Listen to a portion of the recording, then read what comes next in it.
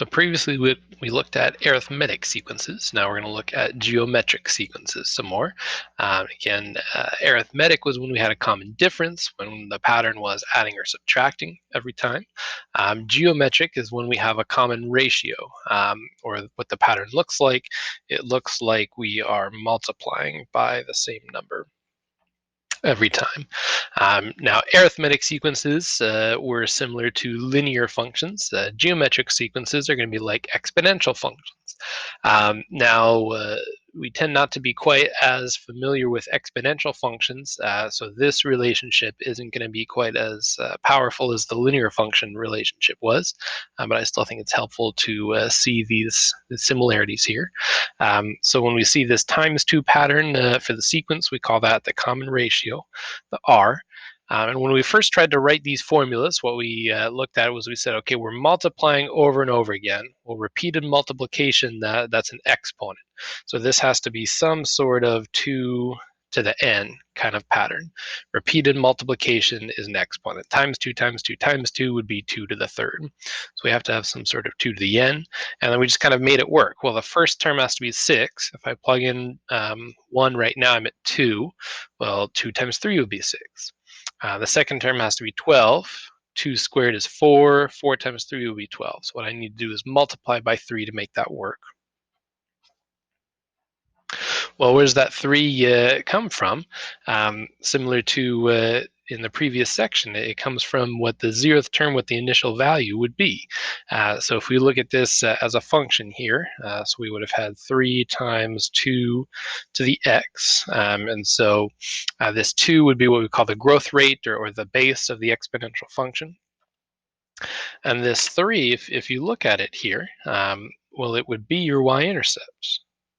It would be this value right here. If you look at when x is 0, you're going to get that y is 3 here. If you plug in 0 to an exponential function, anything to 0 is 1, and so you just get this number out front. For an exponential function, the number out front is the initial value. And so that's where we could see where this 3 could come from. So if we wanted to, we could look at the sequence and we could kind of look backwards. Okay, this way we're multiplying by 2. If we went backwards, we'd divide by 2. So if we had a 0th term, it would have been 3, and that would be where we could get that number out front. All right. Now the thing is, with multiplying patterns, sometimes it can be a little bit trickier to figure out that number there, and we're not quite as familiar with this general form of an exponential function. So for geometric sequences, it can often be more helpful to have and just use the formula that's based on the first term. So let's go ahead and figure this out. It'll use similar logic to what we thought about in the previous section. The idea is to take a look at the fact that when you're at the second term, what you've done is you've multiplied by 2 once, and then to get to the third term, you've done times 2 and then times 2 again. Well, that's times 2 squared. And then to go from the first to the fourth term, that's going to be 3 steps. So you did times 2 times 2 times 2 from the first to the fourth is 3 steps. So that's times 2 cubed.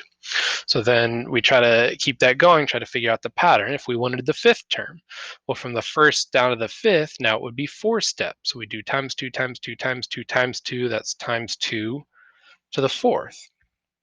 If we wanted to get all the way to the 10th term, from the 1st to the 10th would be 9 steps. So it'd be times 2 to the 9th. So again, we have this n minus 1 idea here, that it's always 1 less. The 10th term is only 9 steps forward from the first term. So t sub n, the nth term, would be the first term times 2 to the n minus 1. And so our general formula then, we take the first term, this 2, that was our r, that was our pattern, our common ratio. So t sub 1, the first term, times r to the n minus 1. Right? And this formula is very useful. With arithmetic sequences, I kind of recommended, well, maybe just think about it like a line, use y equals mx plus b. You can use the formula if you want. With geometric, it's probably easier just to go ahead and use this formula rather than thinking through all the function type stuff. But you can do it either way, whichever way you like. All right, so let's try to write some explicit formulas here. So the first thing is always to make sure you know what the pattern is. Right here we're telling you these are geometric sequences, but first of all you would have to make sure you know, is it arithmetic or geometric? That'll be the first important thing. And so this one is geometric because the pattern here, what we first probably see is we're dividing by 3 every time. It might be harder to see with those first two, but then 18 divided by 3 is 6, 6 divided by 3 is 2, and it is true, 54 divided by 3 is 18. So the first pattern that we see is dividing by 3, but that's not our R. R is not 3. So R, remember the way that we could find R if we're ever not sure is to divide backwards. So R is a common ratio. Ratio means division. And so if we take 2 divided by 6, or if we take 6 divided by 18, or even if you wanted to, 18 divided by 4. Any one of those fractions where you divide backwards, take a term, divide by the previous term, that's how you can find R. We'll take a look at what that is. That's a third. So if the pattern is division, then your R is a fraction. R is what you're multiplying by every time. Another way of seeing this pattern, instead of dividing by 3, you could say the pattern is multiplying by a third. R is what you would have to multiply by at each step. But then once we see that R is a third, then we know that our formula here, you can just use this formula right here if you like, just kind of plug the things in. T sub 1, that's the first term, so 54. And then here we go, we found our R is 1/3 and to the n minus 1. And you're good to go. Okay. If you really don't like this formula and you want to kind of think about it like an exponential function or just with patterns, you would say, all right, well, my base of my function has to be a third. I'm multiplying by a third over and over again, so it has to be some sort of 1/3 to the n. And well, then what would have to go in front to make this work? You could either just plug in some numbers and figure it out, or if you go backwards, figure out that 0th term, it would be 162. Okay? And either one of these is fine. Okay? Just like back up here with this one here, you could have also said that this right here, we could use our formula that we had. We could say that this could have been the first term, 6, times R, which was 2 to the n minus 1. And either one of those would have been perfectly fine. You can actually, if you want, you can look at these and see that these are equivalent. 6 is 3 times 2. So if you look at 3 times 2 times 2 to the n minus 1, well, if you have 2 to the n minus 1 and 2 to the first here, 2 is 2 to the first. So I split up the 6 as 3 times 2. Well, exponent rules, when you have the same base, you can add the exponent. So 2 to the first times 2 to the n minus 1. This right here turns into 2 to the n. So these are actually equivalent. They are just different ways of writing the same exact formula. All right, so now let's take a look at this one here. This one, it might be a little bit harder to see what R is. So remember, to figure out R, you can always divide backwards. So let's do 5/3 divided by 2/3. So remember, we got to multiply by the reciprocal. So this is 5/3 times 3/2. Those 3's will cancel out. So R is 5/2. And then, so yeah, I'll go back and forth between A sub n and T sub n, the Algebra 2 book way versus the pre-calculus book way. So we can just say our first term, 4/15, and then our R, and then it's 2 to the n minus 1. And that's it. That's probably the easiest way. If you wanted to, you could also say, all right, it's going to be some sort of 5/2 to the n, and then figure out what this would have to be to make it work. It's a little more complicated on this one, though. It would have to end up being 8/75. But either way, whichever way you prefer. You don't have to figure out both. Just do one or the other, whichever one you like better. So why don't you go ahead and give that a try for number 3. Here's a geometric sequence. Go ahead and write the explicit formula for me, please.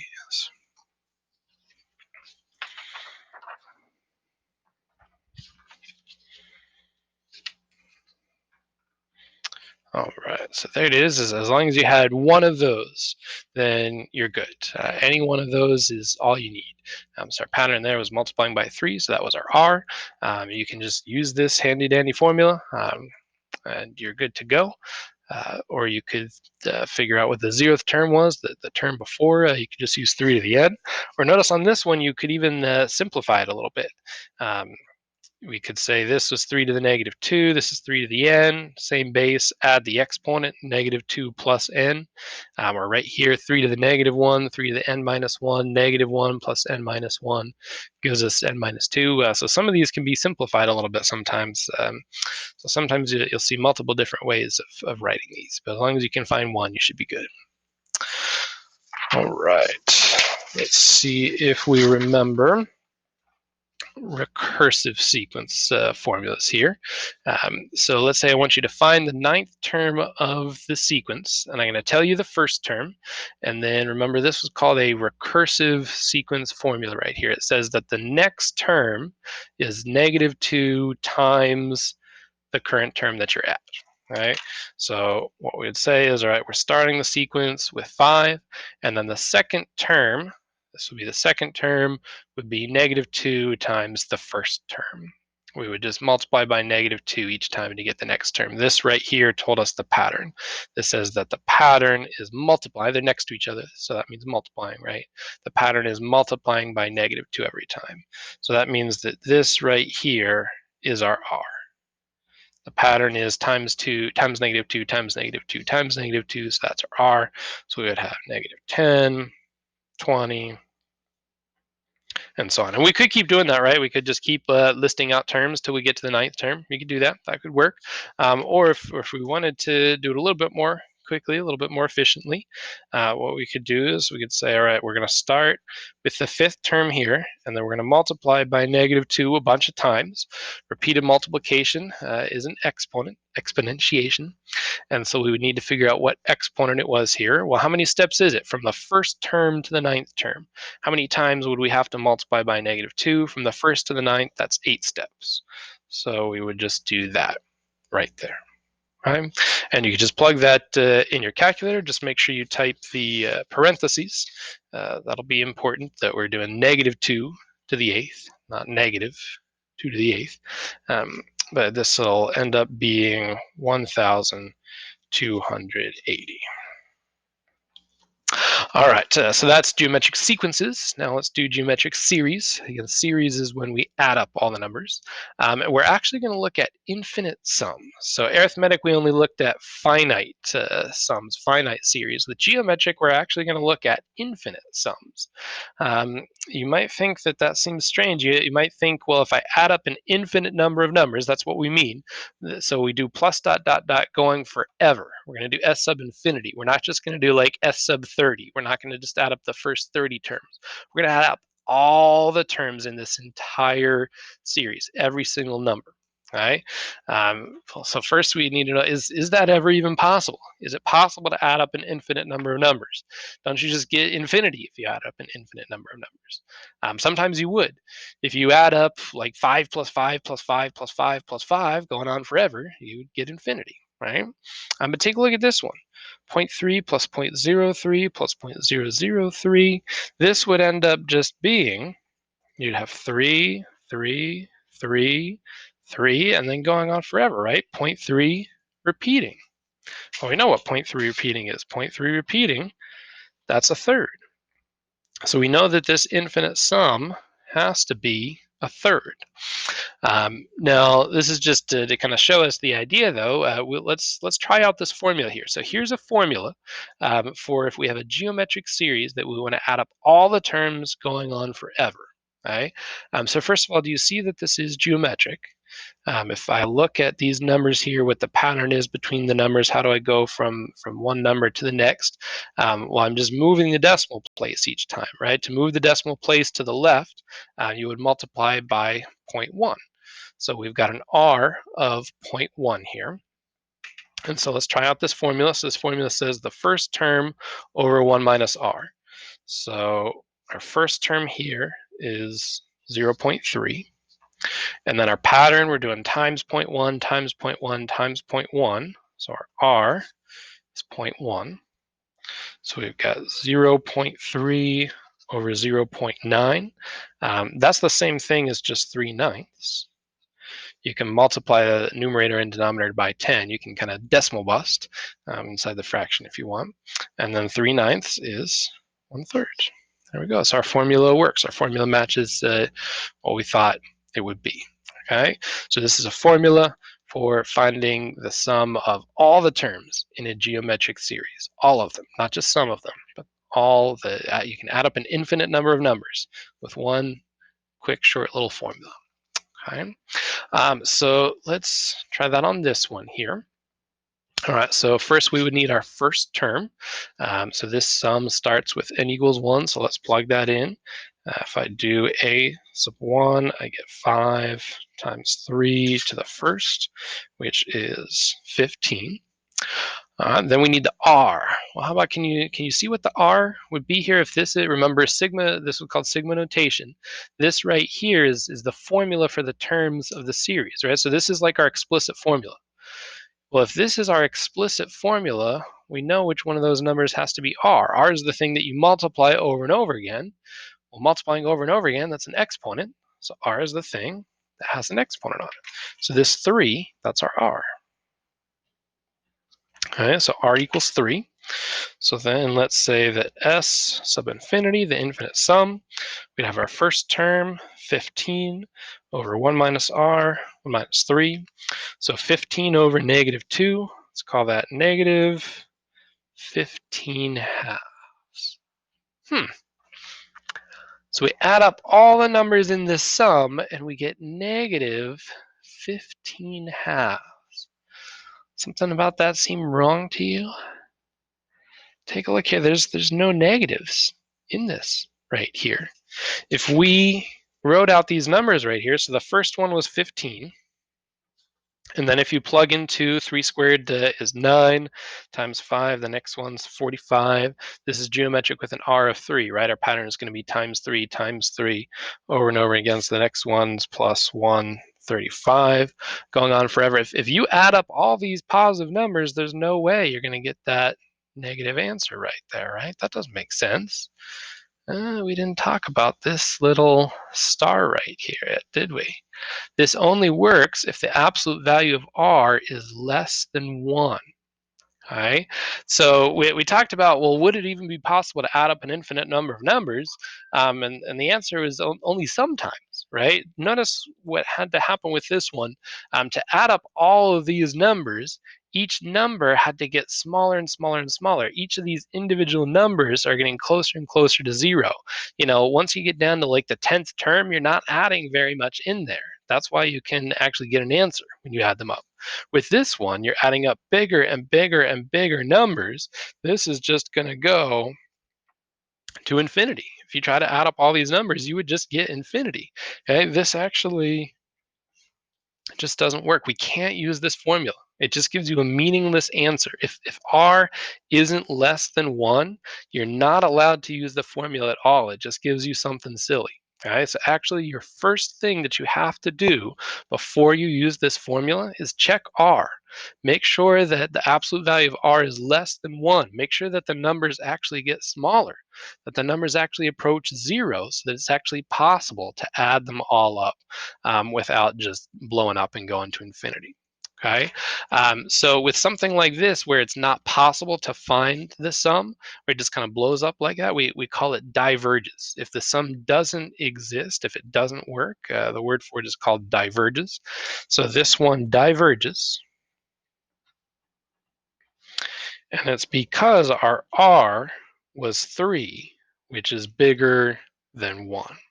All right, the numbers were getting bigger, going to infinity. R was bigger than 1. No good. It just doesn't work. So we say diverges. All right, so how about number 3 here? Let's try this. Now here's one thing that will get people a little bit mixed up on these. So they see in this formula a sub 1, and so they think that they should plug in 1 into this formula right here. But take a look at the sigma notation. Where does the sigma notation tell you to start? It says to start at 2. So that's what you need to use for your a sub 1. For a sub 1, you need to use j equals 2. So a sub 1 here is going to be 6 times 1/2 squared. Okay? So when you see this a sub 1 here, don't just automatically plug in 1. That just means the first term. Whatever the first term of the series is, that's what needs to go up there. Okay? All right, so then 6 times a fourth, so 6/4, that's 3/2. All right, and then again, r is what has the exponent, what's being multiplied over and over again. If this is the explicit formula, we can tell this part is r, and it is less than 1. So this one is going to work.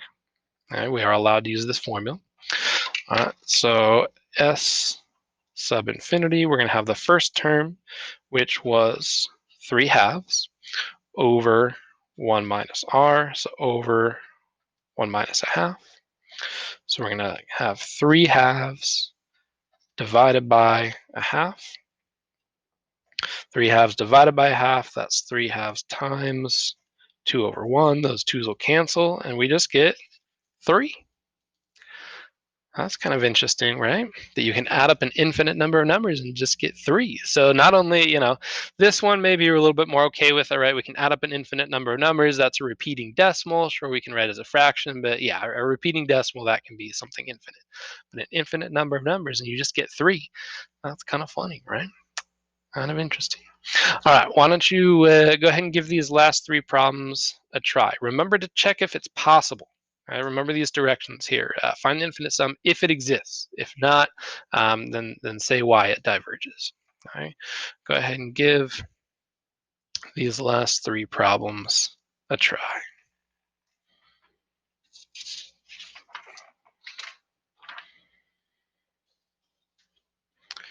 All right, so you can check your answers here.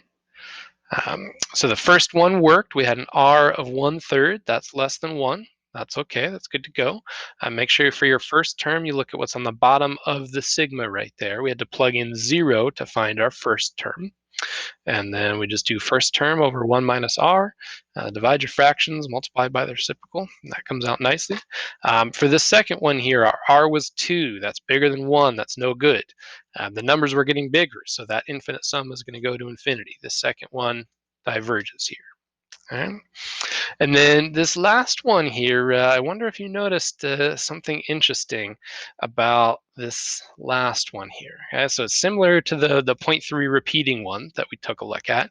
Your first term is 0.9, your r is 0.1. So you're just multiplying by 0.1 over and over again. And so if you use your formula here, you get 1. I wonder if any of you thought that seemed a little bit interesting here. So what we're getting here, just like this one turned into 0.3 repeating, this one is 0.9 repeating.